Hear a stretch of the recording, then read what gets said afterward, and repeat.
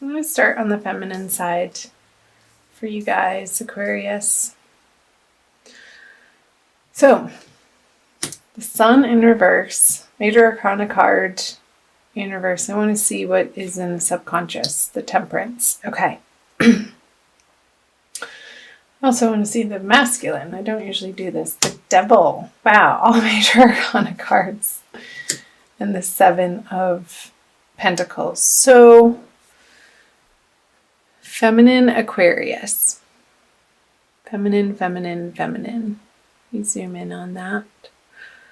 How are you not feeling light and free in your body, in your experience, in your life in March? I'm recording this on March 14th. It's a little late. I apologize.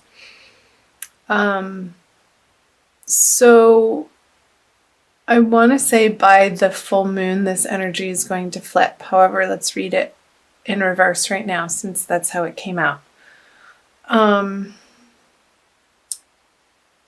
feel like the feminine Aquarius energies are dealing with the past and not allowing themselves fully to be immersed in the present because it's colored. This card is very colored too, by what's behind them, and the sunflowers are behind them. And I never noticed the little green leaves, and they look a little withered. So by focusing on the past, feminine, in disappointments and loss in love, your heart is going to feel withered in doing so. You won't be able to feel like you can raise your flag and wave it around in exultation and exclamation of joy in your life if you're residing in some type of regret over the past. I feel like the subconscious, below the surface energies, though, are supporting you in helping you come to realize that this is going on and bringing you back into your full glory and full embodiment throughout the next couple of weeks towards the full moon, I want to say, to bring you back into balance and to bring you back into residing in the knowledge that you are a divine being of light and that at your essence is truly who you are, but you may not be feeling it in the middle of the month, Aquarius feminine, for whatever reason. I mean, everybody's situation is different because we're all individuals, so however that's resonating for you. So there'll be more information up here. Let's move over to the masculine with the Devil. It could be, now that I'm looking at both sides, the feminine is in this energy of regret because the masculine is over here sort of steeped in his own attachments and desires and mire and a little bit of darkness, and that's affecting the feminine from feeling like she can shine, because feminine, you're letting it. Nobody has control over you but you. However, certain relationships and people in our lives can hold sway and can pull on our heartstrings in a way that feels like it is out of our control, but that's just an illusion. That is not the truth at all. And so the masculine here, dealing with maybe some form of jealousy or addiction or attachment in his life. And again, I say his, him, he for masculine, and she, her, whatever for feminine. But we all, I'll reiterate this again. I say it in all my videos, or I try to. We all have both masculine and feminine. So you could be a female that relates more to masculine energy this month, and it could flip-flop, or just in general in your life. I feel like he's distracted from the feminine in this internal experience that isn't necessarily so pleasant, but necessary, because he's needing, there's this underlying desire to move in a better direction. And feeling like he has to make a choice, but that none of the choices are really lighting his fire up. It's just sort of a ho-hum energy. Been there, done that. Well, what's next? And masculine, I feel like in order to move through that ho-hum energy, to step into a form of gratitude and appreciation for immediately what's in front of you, and things all of a sudden, you could be sitting in the same chair and the next breath feel like everything is completely in hypercolor when before it felt black and white. That's up to you. We're in control of our experience, and what we see in front of us is completely based on our belief system. So I feel like masculine, you're undergoing this transformational process that's necessary in March around the new moon, of coming to really appreciate what is in your life, instead of maybe there was a little bit of an element of taking it for granted, and understanding the specialness in something that perhaps has been around a while, and renewing that vigor and renewing that passion for life in a holistic way, not in a needy way, or not in trying to fix something. And not feeling trapped. Like I just got, with the chains around their neck, the masculine could be feeling a little bit trapped in his situation or circumstance that has been swirling around him. And he's trying to understand what the next best move is for the highest good of all. But he's so heavily being influenced by his belief system that needs to be illuminated, and take the time for it to be illuminated. Let's see what's in his above board conscious energies is the 9 of Wands in reverse. So the masculine is feeling a little weary, and that whatever is in front of him that he's presented with, he just doesn't have the muster to be able to fight for it at this time.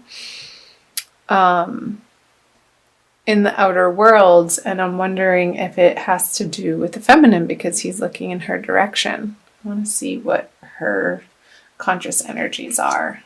So the 6 of Wands. I feel like the feminine has her own thing going on, Aquarius, to the point where she's deciding now to move through this upside down sun energy. Like, okay, well, the masculine's over there sort of steeped in a little bit of negativity right now. And it's not permanent. It doesn't feel like a permanent energy at all, but something that he's moving through.